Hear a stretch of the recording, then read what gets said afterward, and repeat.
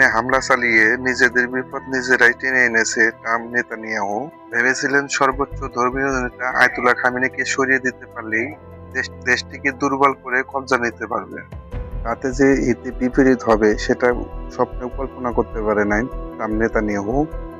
আর অদম্য শক্তি দিয়ে প্রতিশোধ নেওয়ার ঘোষণা দিয়েছে ইতিমধ্যেই। এতেই একের পর এক মিসাইল দিয়ে মার্কিন ঘাঁটিগুলো লক্ষ্যবস্তু করছে, উড়িয়ে দিতেছে মার্কিন ঘাঁটিগুলো। একের পর এক শক্তিশালী মিসাইল ট্রাম্পের মিত্র দেশগুলোর উপরে আসছে পড়ছে।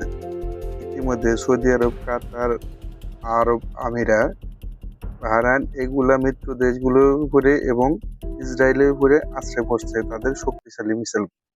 এমনকি নেতানিয়াহুর কার্যালয়েও ক্ষেপণাস্ত্র নিক্ষেপণ করছে। ট্রাম্প নেতানিয়াহু যে মুসলিম হয়ে মুসলিমদের ভিতরে যে দ্বন্দ্ব বাজানোর পায়তারা করছে তাটা সাকসেসফুল হয়েছে। যেমন সৌদি আরব যে ইরানকে সাপোর্ট করবে, ঠিক উল্টোটা যুক্তরাষ্ট্রকে সাপোর্ট করবে। মুসলিমরা মুসলিমদের উপরে মারবে, কাটাকাটি করবে, যুদ্ধতে কে জয়ী হবে লাস্টে যুক্তরাষ্ট্র ও ইসরায়েল এসে বাজিমাত করে দেবে।